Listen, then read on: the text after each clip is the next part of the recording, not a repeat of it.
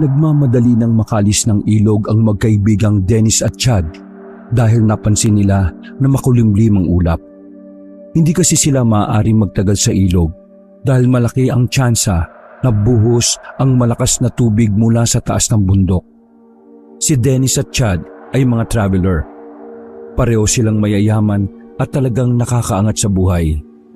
Wala na silang gaanong ginagawa sa mga buhay nila kundi ang mag-travel sa kung saan-saan.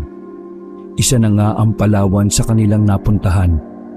May nagrekomenda kasi sa kanila na marami raw magagandang paliguan sa probinsyang yon. Napatunayan naman nila yon dahil ang ilog na kanilang niliguan ay pangatlo na sa kanilang napuntahan. Dala ang mga gamit ay mabilis silang tumakbo paakyat sa taas ng kabundukan. Mabuti na lamang ay matagal-tagal pa bago umulan. Kung kaya't may napuntahan pa silang lugar na kung saan ay may mga taong naninirahan doon. Ang baryo ng Sineda. Ang baryo ng Sineda ay isang baryo na pinaniniwala ang sinakop ng mga aswang noong panahon ng mga Kastila. Base sa mga matatandang nagkwento noon, marahas at mabangis ang mga aswang na nagpahirap dati sa mga residente doon. Lahat ng mga taong naabutan sa daan ay pinapatay, kinakain o kaya naman ay ginagawang alay. Nang dumating ang mga Kastila sa eksena, ay nagkaroon ng pag-asa ang mga tao. Inubos ng mga Kastila ang mga aswang. Pero ang kapalit noon, mga Kastila naman ang naghari sa baryo ng Sineda. Hanggang sa tuluyan na itong maging abandonado. Makalipas ang 10 taon, muling tinirhan ang baryong yon. Pinamunuan yon ng mga taong nakaligtas noon sa kalupitan ng mga Kastila. Naging masagana at masiglang baryo ulit ang baryong yon. At tuluyan na nga itong naging ganap na panirahan ng mga tao. Walang kaalam-alam ang magkaibigan sa kasaysayan ng lugar na kanilang pupuntahan. You think na okay lang pumasok tayo sa loob? Maybe we can ask for help kung saan pwedeng magstay just for a night. Mag-aalas 6 na, wala pa tayong matutulugan oh. Well, we can try. Mukha namang harmless sa mga tao rito eh. Harmless naman ng mga tao sa province. Sa Manila lang naman maraming siraulo eh. O tara, bago pa tayo maabutan ng ulan. Naglakas ng loob ang dalawa papasok sa baryo ng Sineda. Napapalibutan ng matataas na puno ang baryong yon. Pero moderno na ang mga bahay na naroon, nakagaya na rin sa syudad. May mga yari na rin sa semento. Pero may mga bahay pa rin na mga tradisyonal. May supply na rin ng kuryente doon. Dahil ayon sa pagkakaalam nila, rehistrado na sa munisipyo ng Palawan ang baryo na yon. Nilapitan ng dalawa ang tindera ng lugaw sa unang kanto na nadaanan nila. Napalingon naman sa kanila ang lalaki at ngumiti. Excuse me sir, is there any apartment in this area? Napakamot sa ulo ang lalaking tindero. Pasensya na pero nahihirapan ako umintindi ng English eh. Pwede bang pakitagalog? Ay, pasensya na po. Sabi ko po, may mga apartment o paupahan po ba rito sa lugar ninyo? Mga bakasyonista ba kayo? Hindi po, actually, nag-travel lang talaga kami rito sa Palawan para puntahan lahat ng pwedeng pagliguan. Nagkataon na ang pagbabadya ng ulan eh, kaya hindi kami pwedeng mag-camping sa gilid ng ilog. Ganun ba? Kung apartment ang uupahan ninyo, wala. Pero kung simpleng paupahan, meron dito. Kaso, maliit lang ang mga paupahan dito. Pero malinis naman. Ayos na sa amin yon. Dalawa lang naman po kami ng kaibigan ko eh. Saan po ba dito yon? Tinuro ng tendero ng kanyang daliri ang direksyon. Doon, diretsuhin nyo yan. Tapos, kanan kayo. At saka kanan uli. May bahay dyan na 3 ang palapag. Yun ang paupahan. Kausapin nyo na lang yung may-ari. Okay po, maraming salamat sa inyo, Tay. Ano nga po palang pangalan nyo? Napangiti ang matanda. Hindi kasi ito makapaniwala dahil halos lahat daw ng napapasyal sa kanilang baryo Puro mayayaman na maaarte at mayayabang. Nakakatuwa naman kayo. Ang pangalan ko Delphine. Matagal na akong nagtitinda dito. Kaya pag gusto nyong maglugaw punta lang kayo rito. Sige po. Maraming salamat po, Mang Delphine. Naglakad na rin ang dalawa. Sinunod nila ang tinurong direksyon na matanda.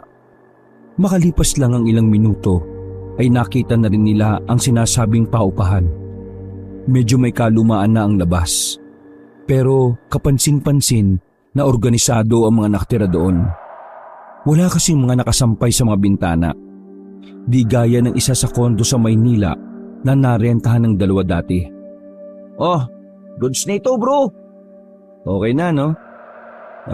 Ngayong gabi lang naman tayo rito eh. Bukas ng gabi, aalis na rin tayo. Habang nakatayo sa tapat ng gate ng bahay ay may isang lumabas na babae. Sa pagkakasuri ng dalawa ay halos kasing edad lang nila yon. Naglalaro ang edad nito sa 27 hanggang 30. Mataray silang tiningnan ng babae. Hindi rin nakaligtas sa paningin nito ang mga dala nilang gamit. Anong kailangan yung dalawa? Bakasyonista? Sino kayo? Taga saan? Natawa silang dalawa sa sunod-sunod na tanong ng babae. Kaya naman si Dennis na ang nagkusang kumausap sa babaeng nakataas ang kaliwang kilay. Let's say mga turista nga kami and we're looking for apartment para makapagstay ngayong gabi. And then, tomorrow, aalis na kami. Is there any available room? Sandaling hindi nagsalita ang babae. Pabalik-balik ang mata nito sa mukha nila at sa paa. Is there any problem? May mga bakante pa sa second floor, pero di kami nagpaparenta ng isang araw o gabi lang. Hindi naman hotel yan gaya sa bayan na pwede kang mag-check-in ng isang gabi lang. Ang mga nakaupo dyan ay mga pamilya. So, hindi pwede ng isang gabi lang mag-rent? Tumango ang babae at nagpaypay pa ito ng hawak na abaniko. Ilang days ang pwede? 1 month. Literal na upa. Ha? Ano? 1 month? Sayang yung pera. Isang gabi lang naman tayo. Pero, wala na tayong mahanap eh. Okay na siguro yan. Okay for 1 month na. Seryosong tumingin ang babae sa kanila. Maya-maya lang, nauna nang maglakad ng babae at sumenya sa kanila na pumasok. Maganda sana kaso, ang karag no? Sinundan lang nila ang babae hanggang sa makarating sila sa second floor. Isa-isang pinakita ng babae ang bawat kwarto. Sa huli ay ang gitnang parte ang kanilang natipuhan. Dito na po kami. By the way, kanino kami magbabayad? Sa akin. Okay. Pwede bang malaman kung sino kayo at anong katayuan nyo rito? Umiral ang babae na parabang nairita ito sa sinabi ni Chad. Hindi ba halata na ako ang landlady rito? Iniisip niyo ba na nagpapanggap ako para perahan kayo? Naglabas ng maraming idea ang babae. Pinakita pa nito ang mga resibo ng mga nagbayad ng mga nakatira doon. Naku, hindi po. Siyempre, may money involved kaya di po ba dapat maging maingat tayo? I'm sure maingat din naman po kayo sa perang binibitiwan ninyo. Bumuntong hininga ang babae. Katrina ang pangalan ko. Ako ang landlady rito. Mula nang mamatay ang nanay ko, ako na ang nagpapatakbo rito. Kaya sa akin na kayo magbabayad, okay? Walang ibang aabutan ng pera. Sa akin lang. At kapag may mga concern kayo, sa akin lang rin kayo lalapit. Magkano ba upa rito for 1 month? 8,000. Ano? 8,000? Sige na, ano ka ba? Sige po, magbabayad na kami. Sandali! 8,000! Ang liit-liit lang ng kwarto. Nangihinayang ka pa sa 8K. Pero nung nagtapon ka ng 15K just to take a girl from the bar para Tinakpan na ni Dennis ang bibig ni Chad, kaya natigilan na rin ito sa pagsasalita. Sige na, 8K deal. 8K lang pala eh. Inabot kaagad ng dalawa ang 8,000 sa babae. Binigyan sila ng susi at pinaliwanag ang mga patakaran sa loob ng paupahan. Umalis na rin kaagad ang babaeng si Katrina matapos matanggap ang pera. Ganun lang kabilis ang transaksyon. Maayos at malinis naman ang kwarto. Yun nga lang, walang gamit sa loob. Kahit unan ay wala. Mabuti na lang ay may daladala silang unan na ginagamit nila tuwing nagkakamping. Hindi na rin nila kailangan ng electric fan. Buksan lang nila ang bintana ay malamig na sa silid. Okay lang yan. Ngayong gabi lang naman tayo rito eh. Just think na bumili ka na lang ulit ng babae para ma-escoran for a night. Ay nako, di ko na talaga ulitin yun no. Pero, di ka ba nagugutom? Bili muna tayo ng food. Wait. Tingnan mo. Lumapit si Dennis sa bintana at sabay nilang tinanaw ang matanda.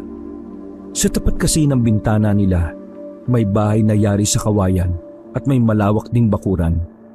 Nakita nila roon ang isang matandang babae na maputi na ang buhok.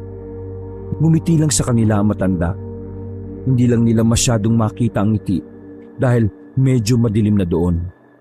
Pero nung mga sandaling yon ay magaan ang pakiramdam nila. Lalo na nang kinawayan pa sila noon.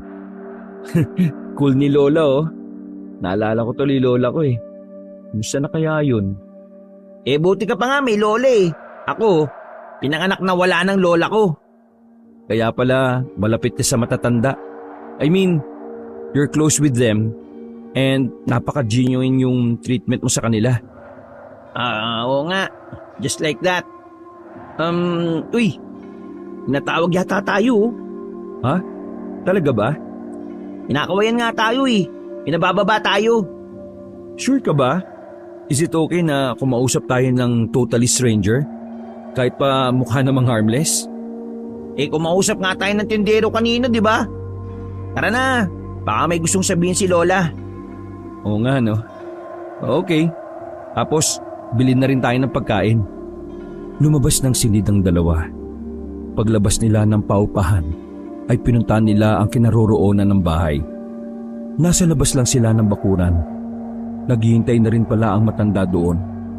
Sa kanan nila nasilayan ang magandang ngiti ng matanda. Hello Lola, good evening. Tinatawag niyo po kami?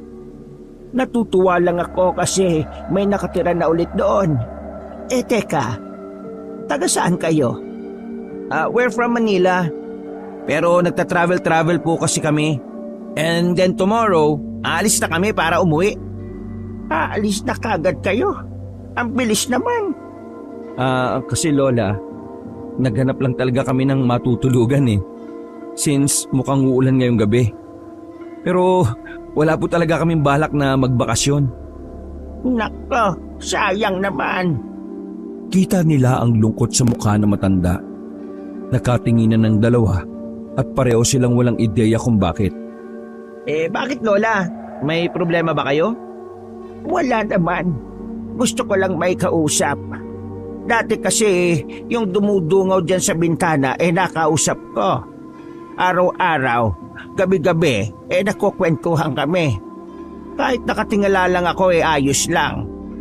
Pero isang araw wala na siya. Umalis na siya. Doon na naintindihan ng magkaibigan kung bakit ganun na lamang ang kasiyahan ng matanda nang makita sila sa bintana. Marahil umasa ito na may bago na siyang makakausap sa araw-araw. Napakalmat sa ulo si Chad. Kilala niya kasi si Dennis. Sobrang lambot talaga ng puso nito sa matatanda. Nababasa ni Chad na parang hindi matutuloy ang pag-uwi nila kinabukasan. Kitang-kita niya yon sa mga mata ni Dennis. Oh bro, can we adjust the... Oo sige, alam ko yung sasabihin mo. Salip na bukas, sa susunod pa na bukas tayo uuwi. Yes, you're always cool bro. Nakita nila ang tila nagliliwanag ng ngiti na matanda. Sobrang saya nito sa kanyang narinig.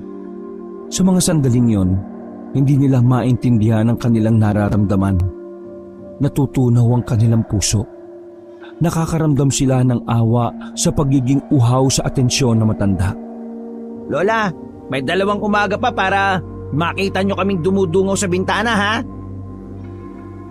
Nang matapos kausapin ng dalawa ang matanda, ay lumabas na rin sila para maghanap ng makakainan. Sa kanilang pagtatanong ay nakarating sila sa isang karinderya. Kakaunti lang ang mga kumakain doon. Ngunit kapansin-pansin na tila sensitibo ang mga tao sa mga mukha na hindi pamilyar sa kanila. Isang lalaki ang lumapit sa kanila. Marami itong tattoo sa katawan. Kung makatingin ay tila manlalamon ng buhay. Nakaramdam ng pagkailang ang magkaibigan dahil nakakatakot ang titig ng lalaki. Taga saan kayo? Bago kayo rito Siniko ni Chad si Dennis para ito na ang kumausap sa maangas na lalaki. Mga turista kasi kami. Akala kasi namin kanina uulan kaya naghanap muna kami ng matutuluyang bahay. Diyan lang kami sa may apartment ni Katrina. Katrina kayo? Opo, doon nga po. Napansin nilang tila naging kalmado na rin ang mukha ng lalaki.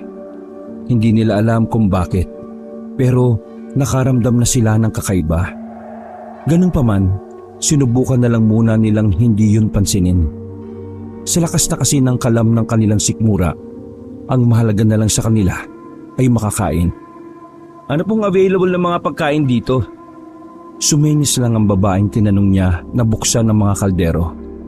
Sinunod naman kaagad yun ni Chad.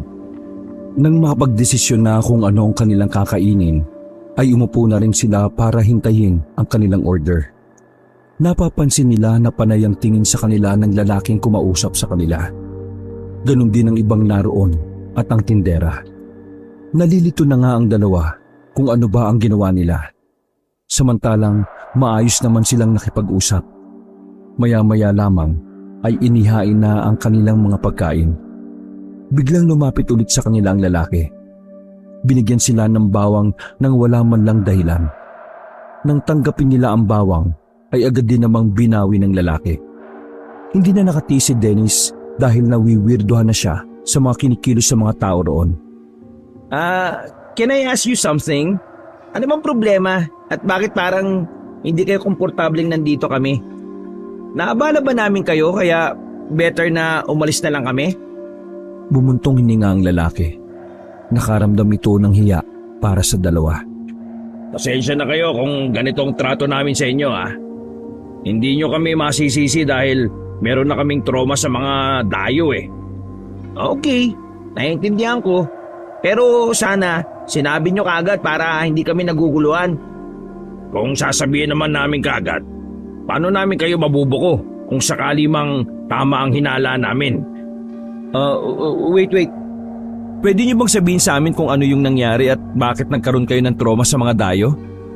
Sandaling tumingin ang lalaki sa tindera. Nagsesenyasan sila na hindi naman maintindihan ni Chad at Dennis. Alam ko medyo di kayo maniniwala sa sasabihin ko. Ganun ang mga taga Manila Pero dahil gusto nyo rin namang malaman, o sige, sasabihin ko na lang. Umupo ang lalaki sa katapat nilang lamesa. 7 taon na ang nakakaraan. May mga dumayo rito. Hindi namin alam kung saan sila galing. Pero nagulat na lang kami nang sabihin nilang babawiin na nila itong baryo ng Sineda. Gusto nila kaming paalisin lahat. Nang hindi kami pumayag, dito na naging komplikado ang lahat. 2 araw makalipas, may natagpo ang bangkay sa daan. Tapos sa sunod na araw, ganun din. Hanggang sa nasundan na siya ng nasundan. Nagtataka na kami. Pakiramdam kasi namin sila ang may kagagawan nun. Lunes ng madaling araw, nalaman naming sila pala ay mga... Tumingin ang lalaki sa kanila ng seryoso. Nakaramdam ng kaunting kaba si Chad nang dahil sa tingin na yon. Mga aswang. Ha? Mga aswang? Wait, is this a kind of joke? Alam kong mahirapan akong paniwalain kayo sa ganitong bagay. Pero, totoo sinasabi ko. May mga aswang na gustong kumuha ng lugar na ito. Sinasabi nila na sila ang dating nakatira sa baryong ito. Pero, hindi nagpatalo mga tao at sila pa ang naitaboy. At mula noon, kapag may dumadayo dito sa Sineda, sinisiguro namin na hindi sila aswang. Kasi kung sakaling aswang kayo, hindi na kayo makakalabas ng buhay rito. Pero dahil di naman kayo aswang, wala tayong problema. Tahimik lang na nakakatinginan ng dalawa. Hindi nila malaman kung paniniwalaan ba nila ang lalaki. Sa buong buhay kasi nila ay hindi pa sila nakakakita ng aswang. Sa mga pelikula lang nila yun napapanood. Kaya kayo, huwag kayo masyadong naglalalabas ng bahay ng gabi. Kasi may haka-haka pa rin dito na may mga aswang pa rin nagmamasid lang. Naghihintay ng tamang pagkakataon para makapambiktima. Hindi ko kayo tinatakot Binibigyan ko lang kayo ng ideya kung paano mabubuhay sa baryong ito. O sige na, pwede na kayong kumain. Umalis ang lalaki na parang wala lang nangyari. Sinimulan na lang ng dalawa ang pagkain. Pero sa kaloob-looban nila ay hindi nila maiwasang hindi yun isipin. Sa kung papaano kasi magsalita ang lalaking maraming tato, wala sa itsura nito ang gumagawa ng kwento. Matapos kumain ay umalis na rin sila roon kaagad. Habang naglalakad pa uwi ay muling binuksan ni Dennis ang usapan tungkol sa aswang. Bro, naniniwala ka ba sa mga sinabi ng lalaki? Mukha ba akong naniniwala? Eto lang bro Kwento ko na lang din. Pero bahala ka kung maniniwala ka. Hindi pa rin naman ako convinced hanggang ngayon Pero you know what? Noong pinagbubuntis ako ni Mami, noong nasa Gimaras pa sila nakatira, inaswang daw kami ni Mama. Hinayaan lang ni Chad ng kaibigan na magkwento at mas piniling makinig na lang muna. Ang pagkakakwento sa akin ni Mami, yung umaswang daw sa kanya ay lalaki. Tik-tik to be specific. Mahaba raw yung dila. Tapos, laging nasa bubungan. Yung dila daw na yon, kapag malapit na niyang ma-reach yung tiyan ng buntis, tumitigas ang dila o kaya parang nagiging kasing talas yun ng kutsilyo. Tapos, anong nangyari nung inaswang yung mama mo? Wala. Kasi yung mga magulang ni Mama, sila lolo at lola, may kaalaman sila kung papaano kukontrahin yung mga aswang. Nataboy nila. Tapos, hindi na raw bumalik kahit na kailan. After ako'y pinanganak, lumos na kami ng Maynila. Worried ang parents ko na baka ganun ulit ang mangyari sa susunod na pagbubuntis ni Mami. Kaya yun, hindi nakaranas ng pangangaswang ang mga siblings ko. Buti, hindi ka nagmukhang aswang, no? Di ka naman seryoso, no? Joke lang. Hanggang sa makarating na sila sa kanilang room. Yun pa rin ang kanilang usapan. Humiga si Chad sa kama habang si Dennis naman ay nasa tapat ng bintana. Pero I think, kung magkakaroon lang ng scientific explanation about that creatures, pwede siyang i-consider as totoo. Alam mo naman sa panahon ngayon, di ba? Facts is better than chismis. Bakit? Hindi pa ba enough ang experience para sabihing aswang really exist? Bro, kahit sa ang paglilitis, evidence is a must. Pero dahil ikaw naman ang nagkwento about doon, I'll respect and consider na baka totoo nga talaga yon. Kaya habang nandito tayo, mag-ingat na lang din tayo. Wala naman sigurong mawawala sa atin kung maniniwala tayo for our safety. But still, di ka pa rin naniniwala. Let's say, I'm giving the consideration for the sake of our safety. Kulit mo. Huminga ng malalim si Chad. Nakita na lang niyang kumakawi na si Dennis sa bintana kung kaya't napatingin na rin siya roon. Nasaan na kaya yung mga anak nitong si Lola, no? Baka nga nag-asawa na. Ano nga ulit yung pangalan ni Lola? Wala naman siyang nasabi. Kaya mo, bukas alamin ko. Napangiti na lamang ang dalawa nang pumasok na ng bahay ang matanda. Pero alam mo, nagtataka lang ako kung papaano ang way of living ni Lola. Kung mag-isa lang siya, no? Paano siya nabubuhay? Baka naman kasi may mga tumutulong naman sa kanya. Marami-rami na rin namang tao rito sa baryo na to, di ba? Maybe. Hindi natin alam. Makalipas ang ilang minuto ay nag-ayos na rin ang dalawa sa pagtulog. Dahil hindi sanay sa maliit na higaan ng dalawa, isa sa kanila ang nagparaya. Si Chad na ang nagdesisyon na matulog sa sahig. Naglatag na lamang siya ng banig. Mga bandang 12:00 na ng gabi nang makaidlip si Dennis. Samantalang si Chad ay sige lang sa paglalaro ng offline games sa kanyang cellphone. Maya-maya lamang ay biglang nag-ring ang kanyang cellphone. Tumatawag ang kanyang ina. Pero kapag sinasagot niya ay nawawala naman ang signal. Dahil doon, naisipan ng lalaki na lumabas ng silid para makahanap ng mas matinong signal. Napalingon siya sa hagdanan na patungo sa 3rd floor. Hindi maintindihan ni Chad ang sarili kung bakit parang may humihila sa kanya na puntahan yon. Umakyat siya. Dinig na dinig pa ang bawat hakbang niya sa hagdanan. Malamig na sa 3rd floor nang makarating siya roon. Wala na ring katao-tao sa pasilyo. Sa dulong bahagi, may nakita siyang parang terrace. Naglakad siya patungo roon sa pagbabakas sakaling mas malakas ang signal doon. Malas. Wala pa ring signal. Salubong ang kilay ng lalaki habang nakatingin sa screen ng kanyang cellphone. Maya-maya, napalingon siya sa gilid, sa baba, kung saan naroon ang bahay na matanda. Noong mga sandaling yon, hindi sigurado si Chad kung namamalikmata lang ba siya o hindi. Meron kasi siyang naaninag na imahe na mabilis na pumasok sa bakuran na matanda. Napatingin pa nga siya roon ng maayos. Hindi niya sigurado kung ano yon pero parang palagay niya, hindi naman yung tao. What the hell is that? Aalis na sana siya nang may makita na naman siyang itim na imahe. Pero sa pagkakataon na yon, medyo malino na sa kanyang paningin dahil pumesto na ito sa bandang maliwanag. Parang hayop yon. Parang aso. Nagmamadaling umalis si Chad.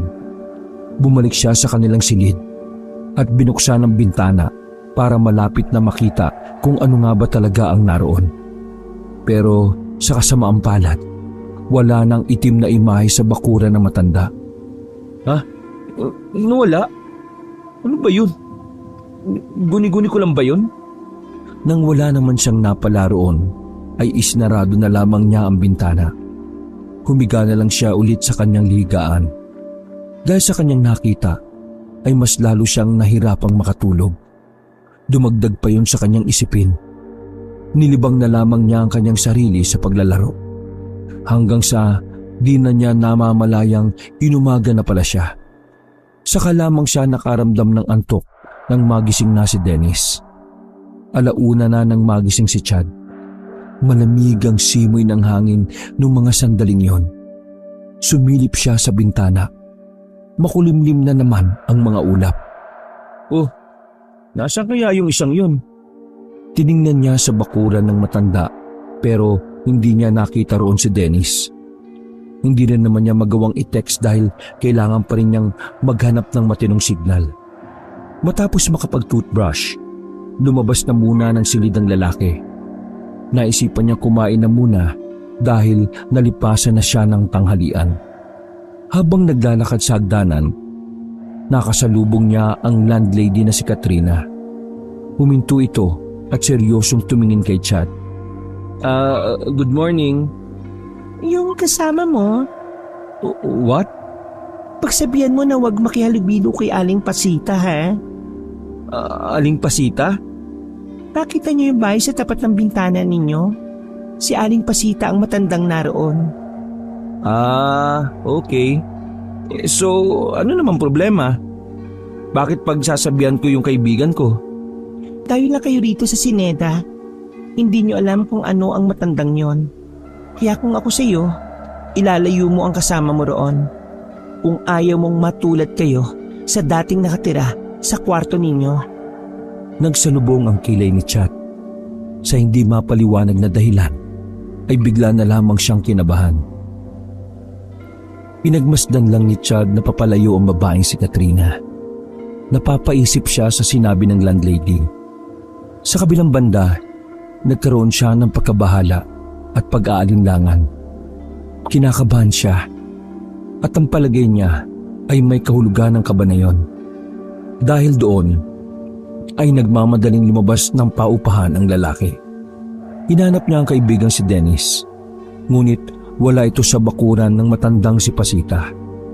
Wala rin doon ang matanda, bagay na mas lalong ikinabahala ni Chad noong mga sandaling yon. Naglakad-lakad si Chad hanggang sa hindi niya namalayan na nakalayo na pala siya ng bahagya. Nasa kabilang daan na siya at natanaw na niya ang dalawa. May daladalang basket si Dennis, habang ang matanda naman ay may buwat-buwat na maliit na supot ng kangkong. Lumapit kagad si Chad sa dalawa. Tumulong pa nga ito sa pagdadala ng isang basket. Nang makita ni Chad ng matanda, parang nawala ang pagdududa niya. Para kasi sa kanya, hindi tumutugma ang sinasabi ni Katrina tungkol sa matanda. Wala kasi sa itsura ng matanda ang pagiging delikadong tao. Para kay Chad, napaka-pure ng matanda. Wala siyang nararamdaman na kahit na anong panganib. Kaya hindi maintindihan ni Chad kung bakit ganoon ang sinabi ng landlady. Sorry bro hindi na kita nagising eh. Tinulungan ko na lang si Lola. Pasita nga pala yung name niya. Ayos lang. Isang kayo galing? Namitas ba kayo? Ngumiti ang matanda sa kanya at sumagot. Sa may taniman ko, nag-ani kami. Ang dami nga gusto ko sanang baunin nyo ito sa pag-uwi ninyo. Umarko din ang ngiti ni Chad. Naantig ang kanyang puso sa sinabi ni Pasita. Pakiramdam niya tuloy ay yun ang lola niya sa Maynila. Nakakaya naman po. Hindi niyo pa kami lubos na kilala pero ganito niyo kami ituring. Nako, hindi nyo rin naman ako kilala pero ginagalang ninyo ako. Kaya bago man lang kayo umalis bukas pababaunan ko kayo ng gulay. Para kapag uwi ninyo, maalala nyo ako kapag nakita nyo ang mga gulay ko. Habang naglalakad sila, ay nagkaroon na sila ng pagkukwentuhan. Natigilan lang ang tawanan nila ng isang tanong ang nakapagpatahimik sa kanilang lahat. Lola Pasita, nasan ba mga... Siniko ni Chad ang kaibigan. Saka lamang napagtanto ni Dennis na hindi na pala niya iyon dapat inopen. Napatakip na lamang siya ng bibig. May 3 anak ako. Isang babae at 2 lalaki. Pare-pareho na silang wala na. Maraming taon na ang nakalilipas. Pinatay sila nang wala silang kasalanan. Nako, sorry to hear that, Lola Pasita. Kung hindi niyo po kayang pag-usapan ng mga ganitong bagay, huwag na lang po nating pag-usapan. Nginitian ni Chad ang matanda. Tinanguan naman siya ni Dennis. Hindi masisi ni Chad si Dennis sa pagiging insensitive nito. Kahit kasi malapit sa matatanda si Dennis, hindi pa rin nito alam kung papaano makisama sa matatanda. Mas may kaalaman si Chad sa ugali at damdamin na matatanda dahil noong nasa kolehiyo siya ang nag-aalaga sa kanyang lola. Nagdaan ng halos 10 minuto. Nakabalik na rin siya. Tinulungan nilang isalansa ng lamesa ng mga gulay. Maraming salamat sa inyo Ang bobote niyong tao. Wala po nga naman. Sana magpalakas lang kayo palagi. Sige po, akit na muna kami. Salamat din po rito sa mga bigay ninyong gulay. Pag-uwi namin, iluluto ko to kagad. Tumango na lamang ang matanda habang nakangiti. Masayang bumalik ng silid si Dennis. Dahil sa kasiyahan nito, nag-alangan na si Chad na ikwento sa kaibigan ang mga nakita niya noong gabi. Ayaw niyang makasira ng araw. Bro, may mga nalaman ako kay Lola Pasita Ha? Nalaman? Like what? Umayos ng pagkakaupo ang binata at nagsimulang magkwento. Based on Lola Pasita's story siya ang dating may-ari ng paupahan na ito. What? Seriously? Yung lolo ng landlady natin, naging ex ni Lola Pasita. Then eventually, naagaw sa kanya. Nagtulong-tulong yung angkan ng landlady natin para maangkin ng paupahan. Wala na raw kasing kamag-anak si Lola Pasita. Imagine bro, pagkatapos mawalan ng anak, nawalan din siya ng bahay. I can't imagine the pain in Lola Pasita's heart. Nako, natutunaw ang puso ko. That means, mayaman pala talaga siya dati. Hindi naman sobrang yaman, pero may mga pag-aari siya. Later on, nakuha din sa kanya. Natira na lang yung bahay niya dyan sa labas at saka yung taniman niya na pinuntahan namin kanina. Saklap naman pala nang nangyari sa kanya, no? Hirap. Kaya pala, ganun na lang ang pagiging desperada niya na makausap tayo. Kasi parang gutom na gutom siyang magkaroon ng kakampi. Dito kasi sa baryo ng Sineda, parang lahat kaaway niya eh. Kanina nga, ang daming nakatingin sa amin habang naglalakad kami. May iba naglalayuan. Para silang natatakot o naiilang.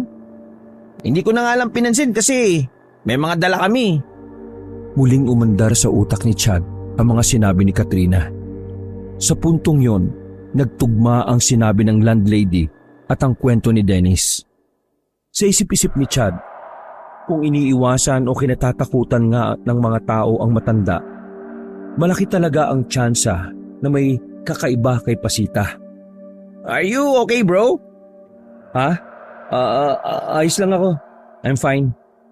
Biglang lumalalim ang iniisip mo eh. Sure ka ba?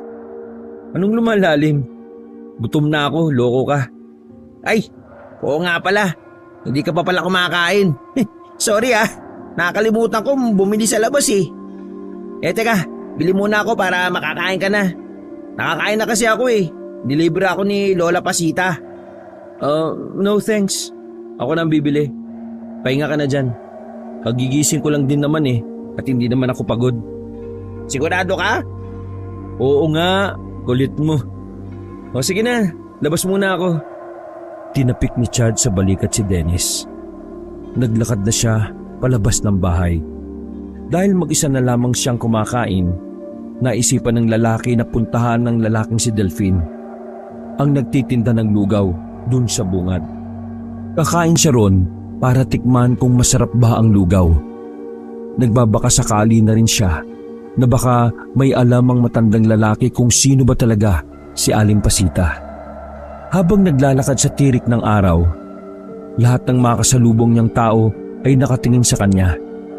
Ang iba ay tila nababahala. Ang iba ay parang natatakot. At ang iba naman ay parang galit. Nagugulan si Chad sa reaksyon ng mga yon. Wala siyang ideya kung bakit ganoon ang kanilang reaksyon. Baka alam nilang dayo kami. O baka nakita nila kaming kasama ni Lola Pasita. Ay, ewan. Napapailing na lamang si Chad. Mas binilisan niya ang kanyang paglalakad hanggang sa makarating na nga siya sa lugawan. Namukaan siya ni Mang Delphine kaya malayo pa lang ay kumakaway na ito sa kanya. Magandang tanghali po, Mang Delphine. Kakain po, isang order. Mukhang kagigising mo lang yata. Napuyat ka yata kagabi. Medyo nakaramdam ng pagkailang si Chad dahil parang normal lang ang pakikipag-usap sa kanya ng lalaki. Yung bang parang matagal na silang magkakilala. Kaya nga po eh. Pwede po ba akong magtanong? Ay, pwede naman. Kahit ano pa yan, sasagutin ko. Basta, wag lang sa mat ha. Lumunok muna ng laway si Chad. Kilala niyo po ba si Lola Pasita? Napatigil sa pagsasandok ng lugaw ang lalaking si Delphine. Nawala ang ngiti nito sa muka at seryosong tumigil kay Chad. Pasita? Opo. Yung doon kasi sa paupahan, may bahay doon na may matandang babae na nakatira. Napansin ko na parang ayaw sa kanya ng mga tao. Alam niyo po ba kung bakit? Naawa po kasi ako sa matanda eh. Biglang nagbago ang aura ni Delphine. Kita ni Chad na parang humigpit ang pagkakayakap niya sa sandok. Para bang may nagtatagong galit sa mga mata ng lalaki. Ninakaw nila ang para kay Pasita. Mga walang iya. Yang mga Reyes na yan. Dapat magbayad sila sa ginawa nila kay Pasita. Bakit po? Ano po pang ginawa nila kay Lola Pasita? Pinagmalupitan ng mga Reyes si Pasita para kunin ang bahay na paubahan. Pinatay din nila ang mga anak ni Pasita. Wala silang mga puso. Mawalang galang na po pero pwede ko bang malaman kung anong ginawa ni Lola Pasita para gawin sa kanya yon ng mga tao? Natigilan si Delphine. Tila napaisip ito sa tanong na yon. Kalaunan ay nahimasmasan ito. Alam niya sa salita ay hindi maaaring malaman ng kahit na sinong dayo kung totoong klaseng tao ang matandang si Pasita. Wala siyang ginawang masama. Sadyang mga ganid lang sila sa kayamanan at kapangyarihan. Padabog na iniabot ni Delphine ang mangkok na may lugaw. Nagulat naman si Chad ng dahil doon.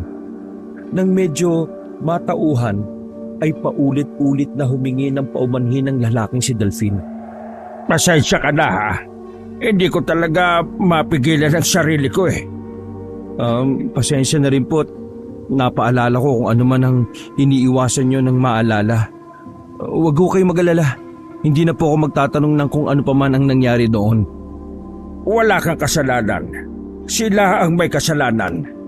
Sana lang dumating ang araw na makamit na rin niya ang ustisya. Itinuon na lamang ni Chad ng pagkain sa lugaw. Binalot naman ng katahimikan ang atmosfera nilang dalawa. Nararamdaman ni Chad ang nagngangalit na kalooban ni Delphine.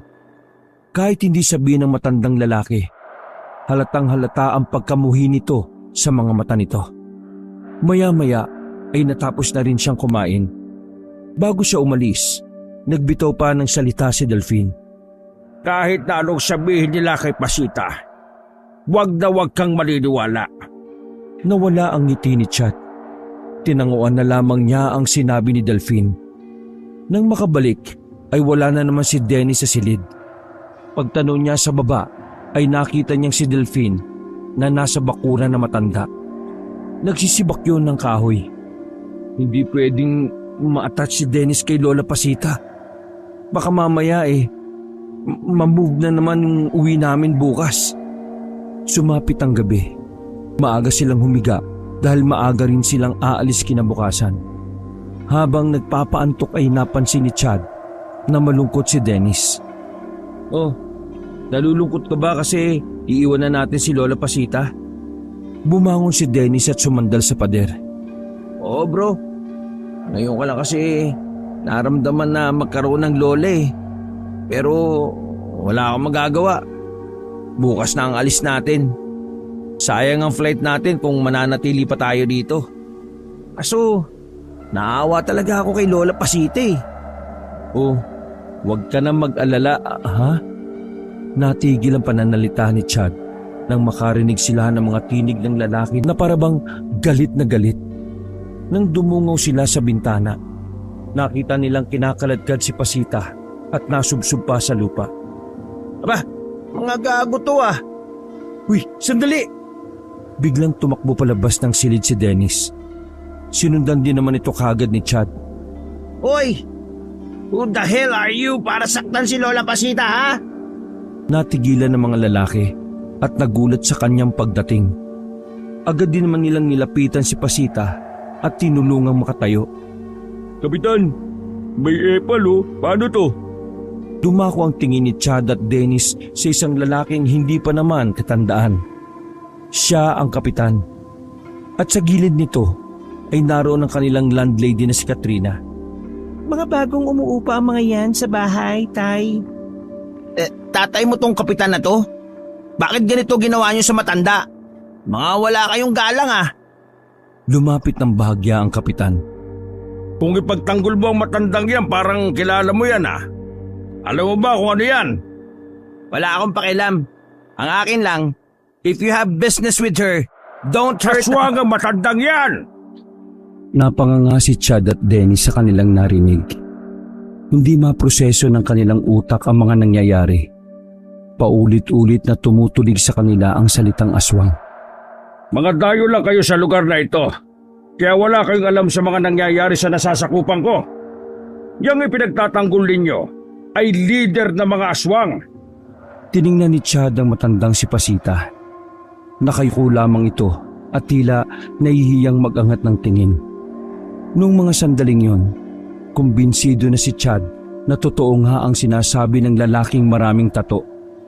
Kahit na ano pa man siya, wala kayong karapatan na pahirapan siya. Matanda na siya oh. Nakikita niyo naman na mahina siyang kumilos. Sa tingin niyo, kaya niya pa bang manakit? Kung totoo yung sinasabi ninyo, yung ibang aswang na lang ang puntiryahin niyo. Huwag kayong mananakit na matanda. Mag-iingat ka sa binibitiwan mong salita. Baka hindi mo alam kung saan ka hahantong. Sige, alalagpasin ko muna ang gabing ito. Pero bukas ng gabi, babalik kami. Kapag hindi mo ikinanta sa amin kung saan ang iba pang mga aswang, wala kaming ibang magagawa kundi ikaw ang parusahan. At siya nga pala, kayong dalawang dayo, kung ayaw niyong madamay, huwag kayong makialam. At kung gusto niyo pang makauwi, lumayo-layo kayo sa matandang yan. Hindi niyo alam kung gaano kabangis sa mga aswang. Naglakad na rin palabas ng bakuran ang kapitan kasama ang mga bataan nito. Sandali pa silang tiningnan ni Katrina at umiling. Lola, ayos lang ba kayo? Tumango lang ang matanda, ngunit hindi ito nag-angat ng tingin. Kaya naman sinilip na yon ni Chad. May napansin kasi si Chad na parang mayroong tumutulo mula sa mukha ng matanda. Bro, may sugat si Lola! Nagmamadali nilang ipinasok ang matanda sa loob ng bahay nito. Dito na nila nakitang dumudugo ang itaas na kilay na matanda. Palagay na magkaibigan ay pinalo ng batuta si Pasita. Nagsarado ang kamao ni Dennis. Noong mga sandaling yun, kahit na hindi naman niya kaano-ano matanda, nabuo pa rin ang matinding galit sa kanyang puso. Nagkikiskisa ng kanyang mga bagang sa sobrang galit. Mga walang iya sila. Bro, mamaya ka na magalit. Kailangang unahin muna natin tong sugat ni Lola Pasita. Huminga ng malalim si Dennis. May nakuha silang bulak at ilang panggamot sa sugat. Agad naman niyang inasikaso ang matanda. Mabuti na lamang ay natapalan na rin nila ng bulak ang sugat. Napigilan na rin ang pagdurugo. Pero hindi pa rin makatingin ang matanda sa kanila. Kakausapin na sana ito ni Chad, ngunit nagtaka sila sa mga pagkain nasa lamesa. Mayroong pansit at mga kakanin. May mga pritong manok din. At higit sa lahat, mayroong tinapay na tinusukan ng kandila. Lola Pasita, birthday niyo po ba ngayon? Tumango na lang ang matanda. Mas lalong nanikip ang dibdib ng dalawa. Tila may kumukurot sa kanilang mga puso. Sobrang naawa sila sa kalagayan ng matanda. Gusto ko sanang imbitahan kayo kaso naisip ko ay wag na. Mas lalo lang akong mahihirapan na tanggapin na bukas ng umaga wala na kayo. Kaya eto ko, magdiriwang ng aking 70 kaarawan na mag-isa. Namalaya na lang ng dalawa na umaagos na ang kanilang luha. Noong mga sandaling yon, ay nakalimutan na nila ang tungkol sa aswang. Mas nangibabaw para sa kanila ang espesyal na gabing yon. Lola Pasita, huwag kang mag-alala. Kasama mo kami ngayon, di ba? Di ba, Chad? Oo, Lola Pasita. Hindi po kayo nag-iisa sa kaarawan ninyo. May ilang oras pa bago matapos ang gabing ito. Pinigilan na lamang ng dalawa ang kanilang mga luha. Sa halip na kaawaan ng matanda, naisip na lamang nila na gawing masaya ang mga sandaling yon. Sabay-sabay silang kumain. Inasikaso nila ang matanda na parabang kadugo nila ito. Nagkukwentuhan, nagtatawanan, at nagbibiruan. Sa mga sandaling yon, marami na ring nakwento ang dalawa sa matanda. Hindi na nila namalayan ng oras. Inabot na pala sila ng 12:00. Lola Pasita, maraming salamat po sa pagkain ha. Nabusog talaga kami. Kaya nga, ang sarap ng luto po ninyo. Nako, wala yon. Ako ang dapat na magpasalamat. Ang tagal na rin mula nang may makasama ako sa kaarawan ko. Sobrang natutuwa ako. Dadalhin ko ang alaala na ito hanggang sa kabilang buhay. Nakaramdam na naman ng awa ang dalawa. Lalo na si Dennis na talaga namang mas naging malapit sa matanda. Sige na, umakyat na kayo sa kwarto nyo. Maaga pa kayong aalis bukas. Lalabas na sana ng pintuan ng dalawa, ngunit bigla na lamang nataranta ang matandang si Pasita. Oh, bakit po Lola Pasita? Huwag mo na kayong lumabas. Kailangan niya magtago dito. Dali, bilisan nyo. Pasok kayo sa kabinet. Sinunod na lamang nila ang matanda. Pumasok sila sa kabinet at pinagkasya nila ang mga sarili sa loob. Ilang segundo nang maisara ang kabinet, naramdaman na lamang nila na may mga dumating na. Noong una ay kinakabahan sila dahil akala nila ay bumalik ang mga taga-barangay. Pero nung sumilip sila sa butas ng kabinet, nakita nila ang mga kalalakihan na mga walang damit pang itaas. Lahat ng mga yon ay nakasuot na lamang ng maong na pantalon. Pare-pareho mapuputla ang mga balat at nangingitim naman ang ilalim ng mga mata. Hinarap ni Pasita ang mga lalaking yon.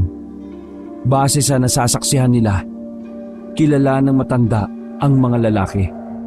Anong kailangan nyo? Bakit ka may ganyan? Sinaktan ka ba nila? Nanlaki ang mata ng dalawa nang makita nila si Delphine, ang tindero ng lugaw. Magkakilala pala ang dalawang matanda, bagay na nawala sa isip ni Chad. Ay nako, wag nyo na akong intindihin. At saka, bakit ba kayo nandito? Di ba ang sabi ko sa inyo, huwag kayong pumunta rito dahil ayaw ko ng gulo? Nandito kami dahil may nakapagsabi sa amin na pinuntahan na naman kayo ni Kapitan Jose. Tapos ganyan, sinaktan ka nila. Ano ka ba naman ate? Ilang beses ko bang sasabihin sa iyo na dapat ay umalis ka na rito? Lugar na ito ng mga tao at hindi dapat tayo naririto. Huminga ng malalim ang matanda.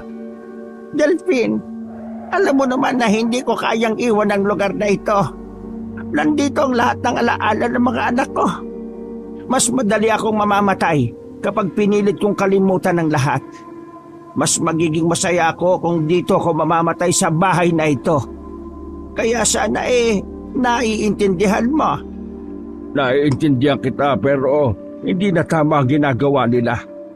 Marami na silang atraso. Bakit ayaw mo na gumanti tayo sa kanila?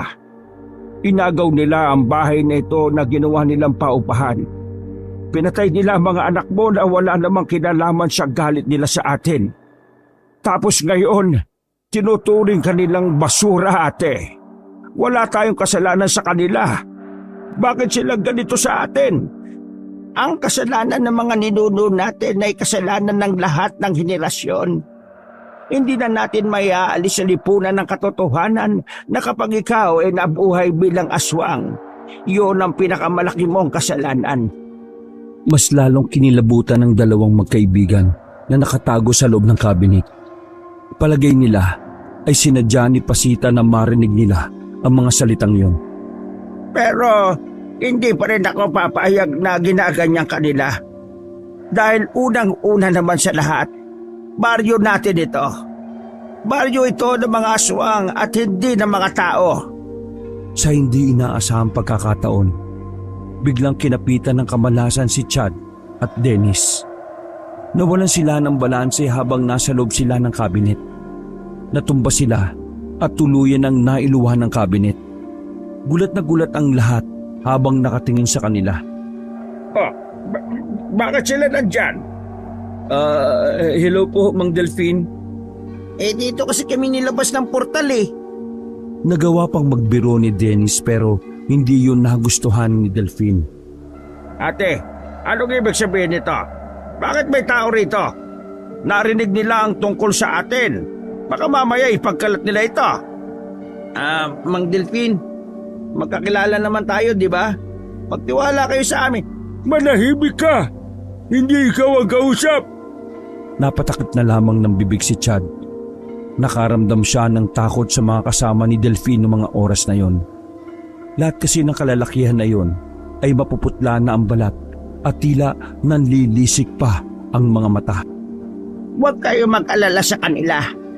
Hindi sila kagaya ng dalawa na una kong pinapasok dito. Hindi sila magtataksil. Nababasa ko sa mga mata nila na mabubuti silang tao. Ate naman, ilang beses ka nagang niloko ng mga tao. Hanggang ngayon ba naman nagtitiwala ka pa rin sa mga taong yan? Mawalang galang na po. Pero ang husgahan nyo kami kaagad nang di nyo pa naman kami kilala ay isang kabastusan. What I mean is, before you judge anyone, consider to take a little time to know their personality. Tama ang sinabi niya. Pero ano nga ang sinabi mo, anak? Ang sabi niya po, bago nyo kami husgahan, alamin nyo muna kung anong klaseng tao kami. Tiningnan sila ng matalim ni Delphine. Malayong malayo ang aurahan nito sa kilos nito bilang tindero ng lugaw. Ate, pasensya na ha. Pero kailangan namin silang iligpit. Hindi tayo nakakasiguro kung mapagkakatiwalaan sila. Nagulat na lamang si Chad at Dennis nang bigla nang magbago ng anyo ang mga kalalakihan. Humaba ang mga dila, ilong, tenga at mga kuko. Naglalabas na rin ang mga yun ng mga nakakatakot na tunog.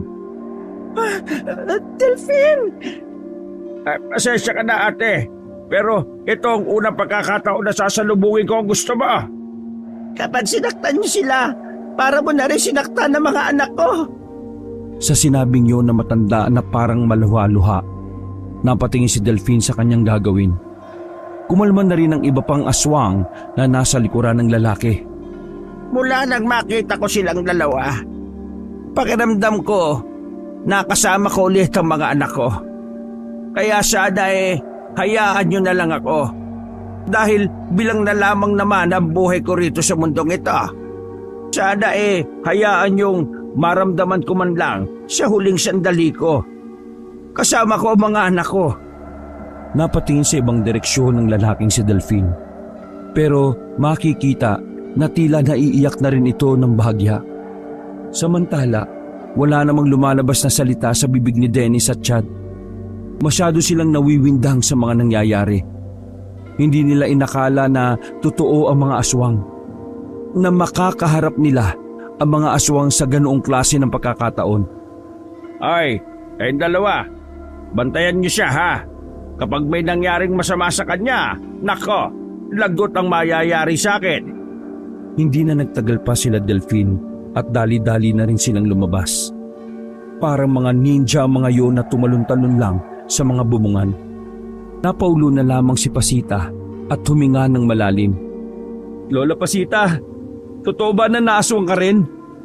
Aswang po ba sila? Pati kayo? Tumingin sa kanila ng diretso ang matanda. Hindi ito nagdalawang isip na manggaling sa kanya ang katotohanan. Mga aswang kami. Kaming mga aswang ang unang nakatira sa baryong ito. Ngunit nang dumating ang mga Reyes, sila kapitan, inagaw nila ang lahat. Ang kanila ang umawak ng sineda. Maintindihan ko kung ayaw nyo sa akin at mataatakot kayo. Magiging masaya na lang ako kahit na papano. Itinuring nyo akong lola at ina. Wala po akong pakialam kung aswang ka man o hindi. Ang malaga po sa akin ngayon ay ang kalooban nyo. Nararamdaman ko po na matino at mabuting tao kayo. Kaya wala kayong dapat na ipag-alala ha. Tama po si Chad. Pareho kaming naniniwala na hindi kayo masama. Ngunit ang matanda sa kanila, hindi makapaniwala ang matanda na kahit sinong biglaan lang ang lahat. Magagawa kagad na magkaibigan at tanggapin ang mga nangyari. Pero Lola Pasita, ano po yung sinasabi mong bilang na ang mga araw mo rito sa mundo? May taning na kasi ang buhay ko. Pakiramdam ko, anumang oras ay mawawala na ako. Kaya masayang masaya ako dahil nakilala ko kayo. Masaya ako dahil naramdaman ko ulit kung papaano ang maging isang ina. Maraming salamat sa inyong dalawa. Hindi malaman ng dalawa kung ano ang kanilang sasabihin. Bagamat Hindi pa nila lubusang kilala ang matanda. Kakaiba pa rin ang kurot na nararamdaman nila. Para bang matagal na nilang nakasama si Pasita. Kaya ganun na lamang ang epekto nito sa kanila. Nanahimik na lamang ang magkaibigan. Nakiusap na sa kanila ang matanda na bumalik na sila sa kanilang silid para makapagpahinga na. Nang nasa silid na, ay hindi na rin dinadalo ng antok si Chad at Dennis. Tulala lamang sila sa kisame at malalim ang iniisip. Bro? Oh. Mauna ka nang umuwi. Napabangon si Chad dahil sa sinabi ng kanyang kaibigan. Baliw. Eh di ako naman ang kinulit ng pamilya mo. Sabay tayong uuwi. I don't know bro, pero hindi ko kayang umalis bukas ng umaga eh. Babalikan nila si Lola Pasita ng gabi. Baka kung ano na naman ang gawin nila. Bro, may buhay din tayong sarili. Kailangan na natin bumalik sa Maynila. Alam ko, nagkaroon ka na ng attachment sa matanda. Pero bro, hindi natin tumundo. Can't you see? This place is dangerous. May aswang.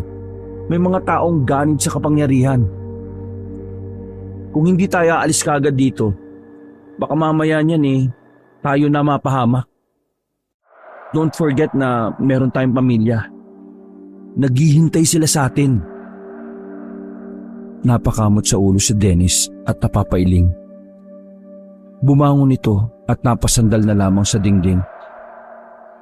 I know, I understand the situation, dude. I just can't help it.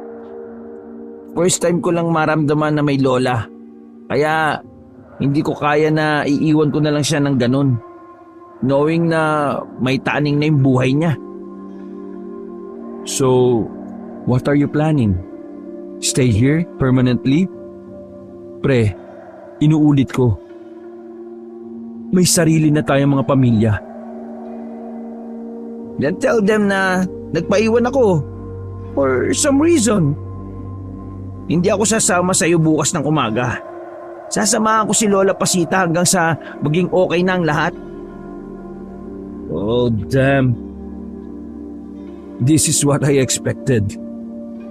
You can go pray. Just tell them na may inasikaso lang ako para hindi sila mag-alala.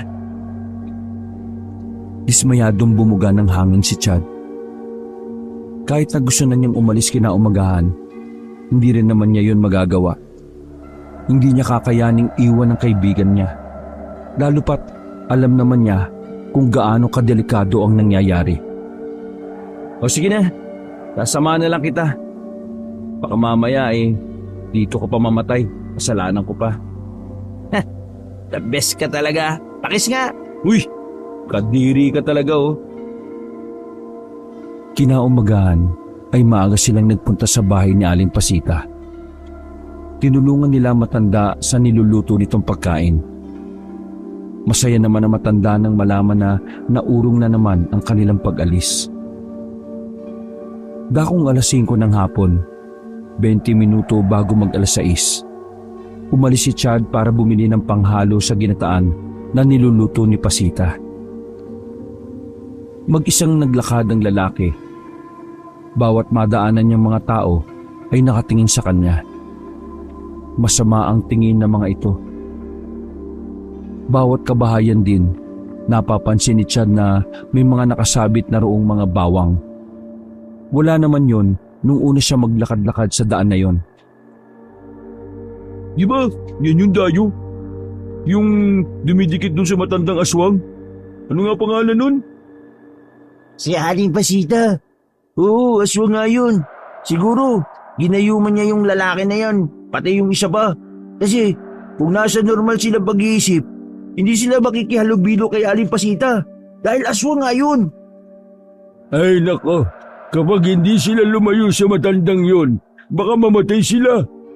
Kasi mababangis sa mga aswang na bataan ng matanda, hindi ba? Nagsalubong na lamang ang kilay ng lalaki habang naririnig niya ang mga salitang yon. Nilagpasan na lamang niya yon at nagtungo sa palengke.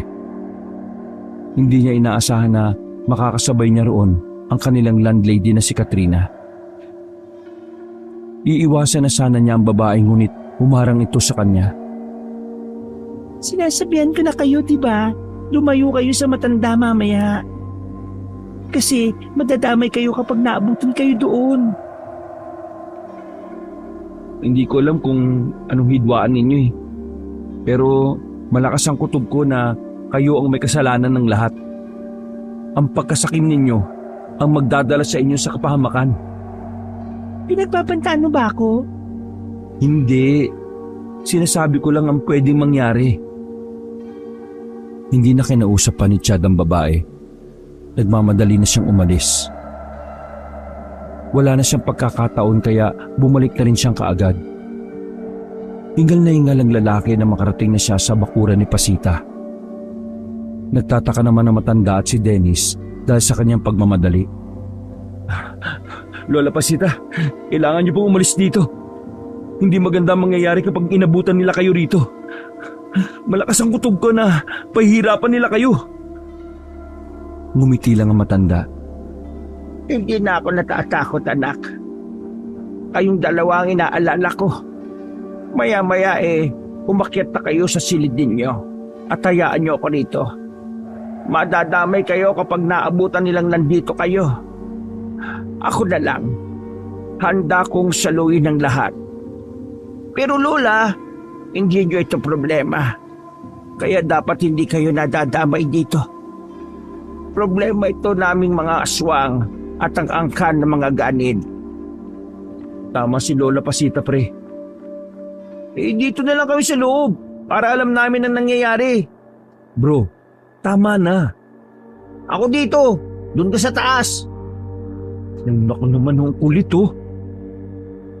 Hindi nagpatinag si Dennis. Hindi niya sinunod ang gusto ni Pasita. Nanatili lamang siya sa bakuran. Wala na ring nagawa pa si Chad kundi ang sumama na lang din. Makalipas ang halos 1 oras ay kumagat na rin ang dilim. Kinakabahan na magkaibigan sa mga pagkakataong yon. Maya-maya pa, pinapasok na rin sila na matanda sa cabinet. Natanaw na kasi nilang paparating na sila Kapitan Jose kasama ang ilang lalaki na armado. Sa pagkakarinig ni Chad ay mga birador daw yon di umano ng mga aswang. Padabog nang pumasok ng bahay ang mga yon. Nawasak pa ang pinto dahil sa lakas ng pagkakasipa. Ano na, tantang aswang? Sasabihin mo na ba sa akin kung saan nagkukuta ang mga kasamahan mo?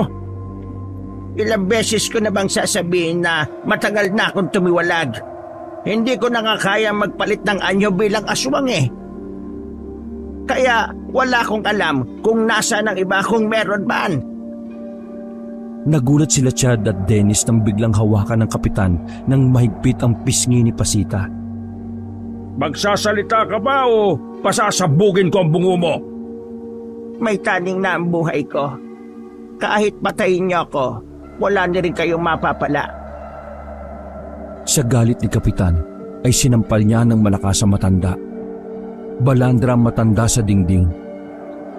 Gusto na sana umawat ni Dennis ngunit pinigilan nito ni Chad. Nakatayo naman kaagad ang matanda. Kahit kasi uugod-ugod na ito, di may kakaila na may lakas pa rin ito bilang aswang. Sabihin mo na sa amin ang hindi ka na masaktan. Lalong nainsulto sila kapitan nang marinig nilang tumatawa ang matanda. Oh, bakit? Anong nakakatawa? Nakakatawa kasi hindi na ako natatakot mamatay. Kasi naramdaman ko na ulit kung papaano maging masaya. Kaya patayin niyo na ako. Wala kayong mapapala sa akin. Nang galaiti ang kapitan, muling nakatanggap ng malakas na sampal ang matandang si Pasita. Sa pagkakataon na yun, hindi na nakatiis pa si Dennis. Nagulat ang lahat ng bumukas ng cabinet. Agad namang inalalayan ni Dennis ang matanda para makatayo. Habang si Chad naman ay napapakamot na lamang sa ulo pero labis ang kanyang kaba. Ah, nandiyan pa pala kayo. Total nandito na rin naman kayo. Damay-damay na ito. How dare you hurt Lola Pasita? Ikaw ang diablo rito eh. Hoy, manahimik ka. Wala kang alam sa nangyayari. Ikaw ang walang alam sa pagpapakatao. Mas masaol ka pa sa aswang eh. Dahil sa sinabing yun ni Dennis, sinuntok siya ng kapitan. Pagtumba niya, ipinagsisisipa siya nito. Aawat pa sana si Chad pero natakot siya sa mga nakatutok na baril. Ay tanda, kapag hindi ka nagsalita kung nasaan ang iba pang mga aswang, mamamatay itong lalaking to. Itinutok ng kapitan ang baril sa sintido ni Dennis. Sa pagkakataon naman na yon, nakaramdam na ng labis na pagkabahala at takot ang matanda. Wag Lola! Sasabihin ko na kung nasaan ang iba ko pang makakasama. Kung nasaan ang mga kasabi kong aswang. Nagpakita ng ngiting nakakaloko ang kapitan, pati na rin ang mga kasama nito. Ang mga kasabi ko ay... Nang babanggitin na sana ng matanda ang lokasyon, bigla na lang may mga humila sa mga nasa pinto. Naalarma sila nang mapagtanto na may mga aswang nang nagdatingan. Kapitan! Maraming aswang! Pagsilip nila sa labas ay napapalibutan na sila. Kada puno ay may mga nakalambitin doon. Huwag kayong duduwag-duwag! Patayin lahat ng aswang! Sobrang dami nila, Kapitan! Di natin sila kakayanin! Nawiwindang ang kapitan ng mga sandaling yon. Hindi nito inakala na higit pa pala ang bilang ng mga aswang sa inaasahan nila. Tumakbo naman si Dennis sa tabi ng matanda kahit nakirot pa ang tagiliran nito. Nasa aktong puputokan na ng kapitan sila Chad sa gilid nang biglang may mga aswang na nagpasukan sa bintana. Nakakakilabot na ang itsura ng mga yon. Unang tingin pa lang na magkaibigan ay natakot na sila. Bago pa makapagpaputok ang kapitan, ay nakalmot na yun ni Delphine. Inagaw ni Delphine ang baril at saka nito niratrat ang mga kasama ng kapitan. Nang si kapitan na lamang ang natitira doon, nagpasukan ng mga aswang sa bahay. Napapalibutan na siya ng mga aswang na galit na galit. Kami ang hinahanap mo, hindi ba? Nandito na kaming lahat. Huwag niyo akong papatayin. May pamilya ako. Pamilya? Naisip mo ba yan nang patay ninyo ang mga anak ng kapatid ka? Naisip mo ba yan? Bata pa ako noon. Wala akong alam. Wala akong pakialam kung bata o matanda ka. Pagbabayaran mo ang ginawa mong pagsira sa buhay ni Ate Pasita. Delphine, tama na. Nagsalubong ang kilay ni Delphine. Maging ang magkaibigan din ay nagtaka. Walang mangyayari kung susuklian din natin ang karahasan, ang isa pang karahasan. Ate, anong sinasabi mo? Papatayin ko na ito. Umiling lang ang matanda. Hindi. Kailangan mabuhay si Kapitan. Kailangan niyang pamunuan ng Baryo Sineda at pangalagaan, gaya ng pangangalaga ng mga aswang. Kapag nabigo kang pangalagaan ng lugar na ito, wala na akong magagawa. Dahil sa puntong yon, wala na ako. Papaalisin kita na parang walang nangyari. Huwag mong ikakalat kung ano ang ikinamatay ng mga kasama mo. Sige na, Kapitan. Umuwi ka na. Dali-daling tumayo si kapitan at parang bata na tumakbo palayo. Nadismaya na lamang si Delphine sa nangyari. Pero ganun pa man, wala na rin silang nagawa lahat. Makalipas ang isang linggo, nakaratay na ang matandang si Pasita. Inanghina na ito at tanging mukha na lamang ni Chad at Dennis ang naaalala. Maraming salamat sa inyong dalawa. Pinatunayan ninyo na pwede palang maging magkaibigan ang mga aswang at tao. Salamat dahil sa huling sandali ko sa mundong ito. Hindi ko naramdaman na aswang ako. Sa halip, mas naramdaman ko na isa akong ina. Maraming salamat sa inyo mga iho. Sana'y makauwi kayo ng ligtas. Napayak na lamang si Dennis at Chad nang tuluyan na ngang pumanaw si Pasita. Lahat ng aswang na nasa likuran nila ay naiiyak na rin. Sa pagkawala kasi ni Pasita, para na rin silang nawala ng ina. Ganun pa man, masaya ang mga aswang dahil namatay ng mapayapa at masaya ang kanilang pinuno. Samantala, inihatid naman nila Delphine ang magkaibigan patungo sa sakayan ng bus. Nang makauwi na sila, ay nakakausap pa nila sa telepono si Delphine. Ayon dito, unti-unti nang nagkakaroon ng magandang samahan ang mga aswang at tao. Isang bagay na matagal nang pinapangarap ng matandang aswang na si Pasita. Napangiti na lamang si Chad at Dennis. Dala-dala nila ang kakaibang karanasan na punong-puno ng maraming aral. Wakas.